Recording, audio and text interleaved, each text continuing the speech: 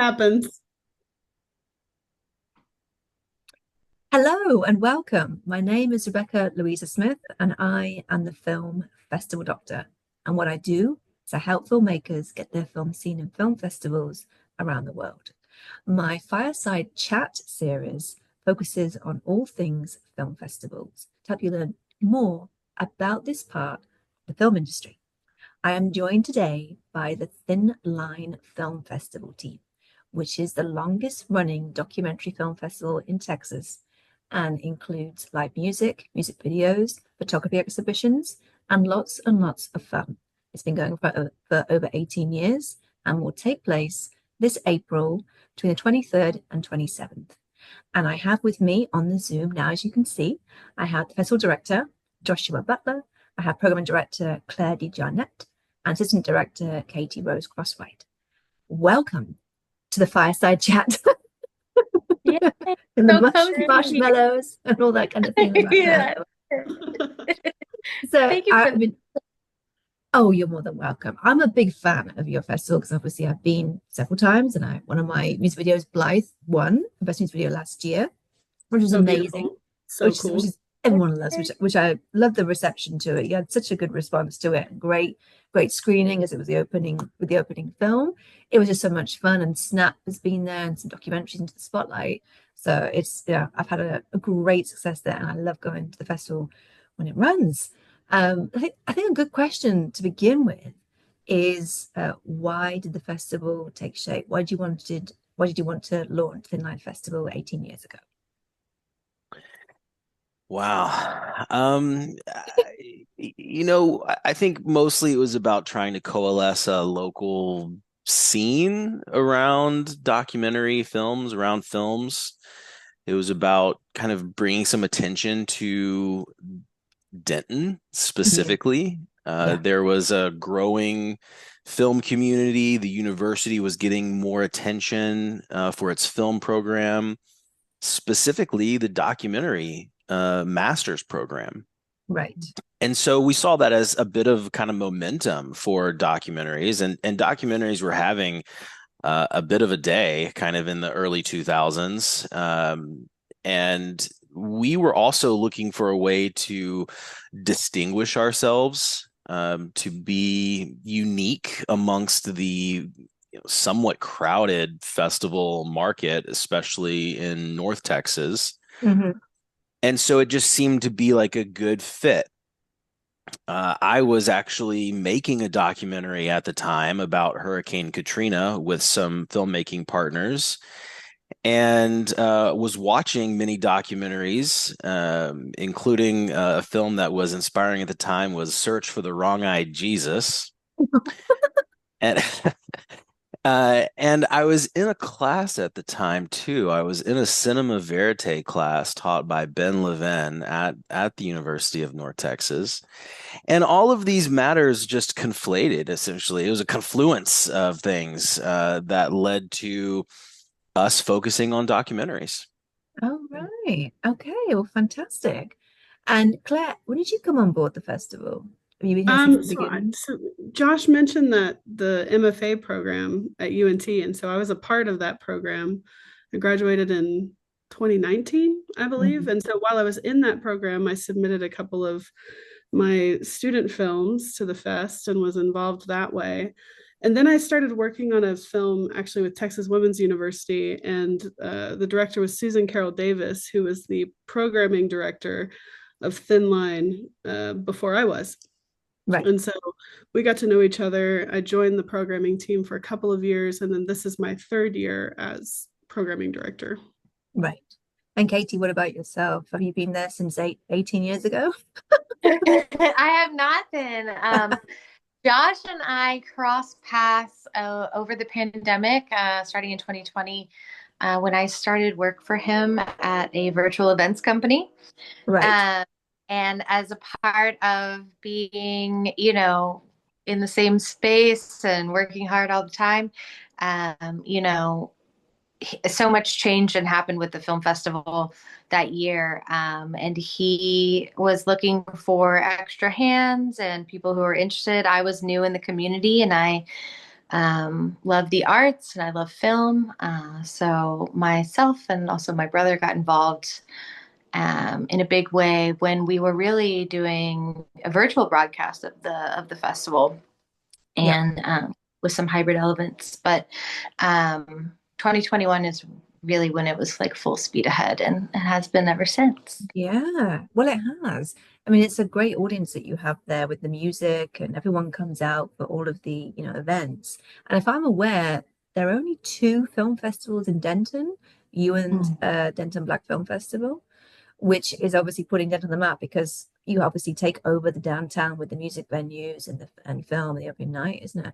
And the campus theater is also beautiful, and that's just I love that theater so much. It's so much history to it, isn't there? It's just been I feel like it's been there forever. It So has. it has, yeah.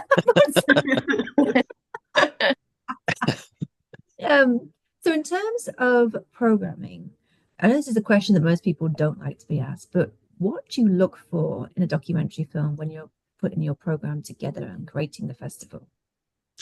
Yeah, nice. This is a tough question. We look for a lot of things. Reveal your secrets, Yeah, Claire. the secrets revealed, sure. Well, I'm going to be a little bit nerdy too because we're called Thin Line, right? And so we take that like idea into our programming a lot. I was Right. just talking to some UNT students who asked if we ever accept any narrative films. And I gave them this really long answer that was basically like, no, but we do have that line. And so much of documentary content is kind of skirting around it. There's these hybrids. And so a lot of our content actually is like kind of playing with that. Yeah. So we have some hybrid stuff. We look for things that are, we like experimental, but we look for things that are different, right? That's a little bit Yeah. away from the traditional style. So that's one of the things that kind of get us because of their difference. We're also looking for a lot of local content. We like local content. We like to support local filmmakers. We also like people to come to the festival to be able to have as many people in attendance as possible. And we're looking for themes that we think that the Denton or the DFW area could relate to. Yeah. So that's a big part of it. Yeah. And then we get into the technical side. How is it beautiful? Is it interesting visually? We have an award category called Best Cinematic Vision. Yeah. And so that's something that we're really looking for. We leaned into this for a couple of years, which was sound in general. Yeah. And because we're also a music festival, because Denton's such a music town, we thought that this sort of made sense as a festival theme. And we're not leaning as much into it this year, but I think it's still kind of umbrellaing around us. But what is sound's relation in documentary? And a lot of times we'll get a lot of films that you can tell didn't really pay much attention to the sound. They're not, giving it a score that really helps with the emotions or delivers in the right way. And so we're looking for that. We're looking for pieces that sort of have all of it, right? That have a really nice, interesting sound design or score, are interesting cinematically, and then have a theme that people can relate to. Yeah. You're also looking for documentaries that, what's the way to describe it, have a very different type of execution and don't follow the standard documentary format. Not so much avant-garde, but just really shaking up the conventions. Exactly. I think today I was reviewing something that was like a self-labeled as a docudrama comedy, and I was like, okay, let's check it out. That's interesting. Yeah, it is. It really is. And I particularly love that because I'm actually working on a feature right now that I'm calling a musical documentary comedy. So a lot of like combinations of styles we're into. It's also great that sorry, you go ahead. I was gonna say that the documentaries that I am drawn to are those in which I can't tell if it's like satire or not, because I think often characters' lives can be just so insane. Yeah. That when shown effectively in maybe even a narrative style format, or a cinematic format, it can come across like, okay, this can't be real. This can't really be a real person and real behavior. And so Yeah. anytime I get that sense, I'm like, man, this is insane. Is this real or not? I'm always drawn to those films. Yeah. There's that line. There's that thin line, Joshua. Yeah. I mean, I had screen at last year's festival a local film which was Into the Spotlight, that was shot, in Dallas at Highland Park United Methodist Church, and also obviously had all local talent because all the filmmakers were from Dallas, which was fantastic. Great screening because that's actually the festival that finished our run, and we had like a good turnout with getting the people to come to from the film and having that good celebration. It was lovely, and felt very like really supportive environment you created for the filmmakers because they're local and they don't all live in Denton, but they're close by, an hour away. So it was a really nice feeling. And has it only been recently that you started accepting music videos? Is that correct? Yes, totally. Okay. I think I got this wrong earlier. Is this our third year, Josh, accepting music videos, or Katie? Or is it our second? I think it might be our Third, maybe? I think it's our third. Yeah, but this is relatively new. This came when we decided to sort of do this theme shift into sound and Mm, music. But we pulled on board Matthew Farmer, who's a yep. local musician and filmmaker, and he's our programmer for music videos. And so we've had quite a few local submissions. There's a lot of bands around the area that are making content. And then we had, international submissions as well. And so this category has been really fun. We weren't sure how it was going to land, but we've had so many submissions this year. I think it's double what we received last year so far. So a lot's coming in. And that isn't through doing any aggressive marketing. It's just word of mouth, being on Film Freeway, and people obviously locally connecting you with the filmmakers. Is that what it is, or is it having to push on social media? Yeah, we're pushing a bit on social media, and we just brought on a couple of social media team members too, which we're excited about. But Nice. yeah, we're pushing there. I just got back from speaking at UNT, Mhm. so we're trying to get students involved that way. And then we have other marketing tactics. Josh, do you want to touch on that?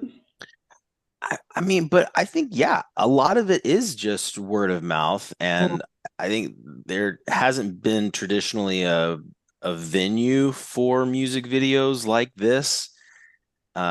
People typically will just put it on YouTube or Vimeo and share it that way. And creating a screening around it really gives it kind of an official air, and it feels like it's a true event that you can invite people to and they see it on the screen, right? So Right. I think they saw their friends, they saw their musician acquaintances show their work at the festival and thought, okay, we're going to do this too. So I definitely think there's a strong word of mouth that is driving the increase in submissions for music videos.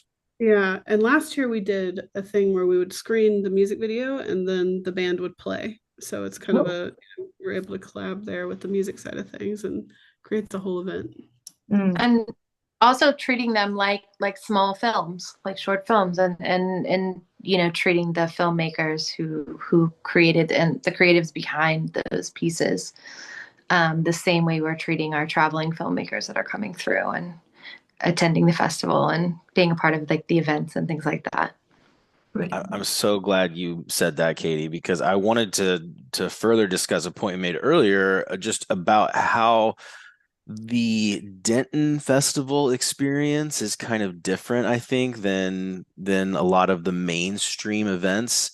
And it does tend to have a more, I think, genuine kind of experience for these artists and the attendees.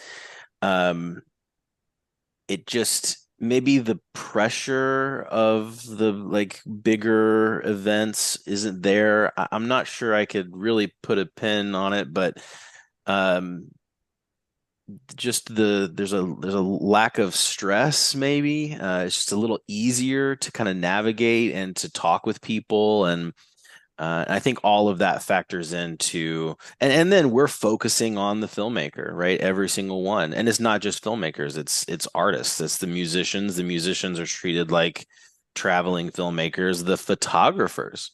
Mhm. I mean, if you have if one or two of your photos gets picked for printing and exhibition, you're treated like a festival artist and given VIP status, and we try and make the experience a great one for you. And in a sense, we want to be the festival for artists, the Yeah. festival that the filmmaker can go to and have a like chill experience, a quality experience.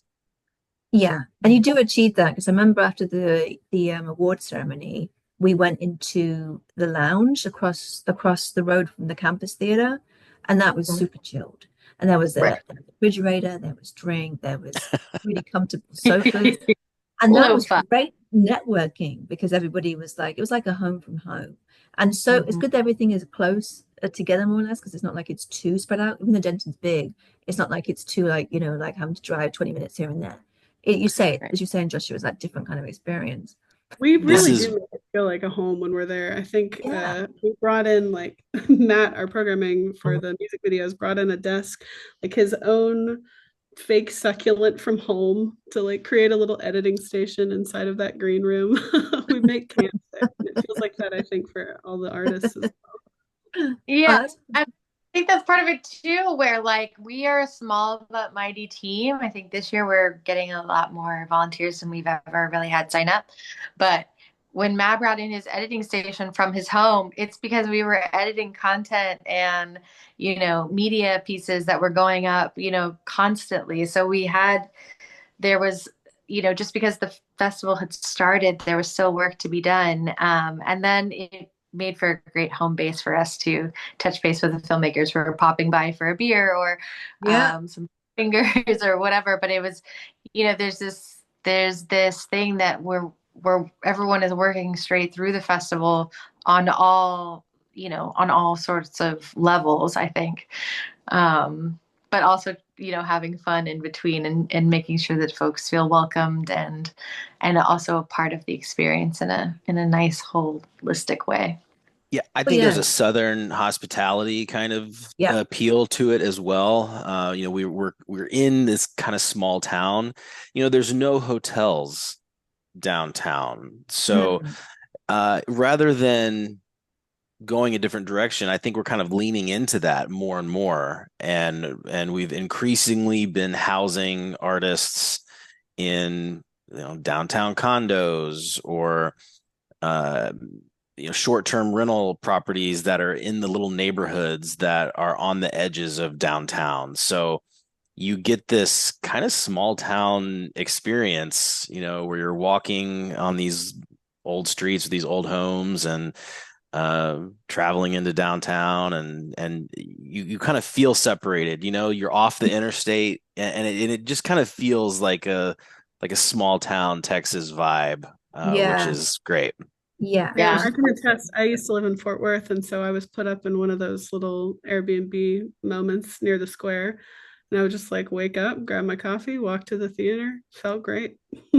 yeah, And absolutely. some of my favorite like thin line memories over the years have been like picking up filmmakers from the airport, making that trip from DFW to Denton, Yeah, picking them up and being like, we're going to go see a show at Rubber Gloves. Like, everybody pile in, like there's this feeling where it's not like we're sending a car to come get you in a limousine. It's like, pile in my pickup truck because we're all going to go see this show. Everyone's excited about this band. And there's a little bit of this feeling of like, especially if the filmmakers were there in time, like, what should we do? And we're like, come with us, like yeah, hop on board, and it kind of been like one of my favorite parts of the experience.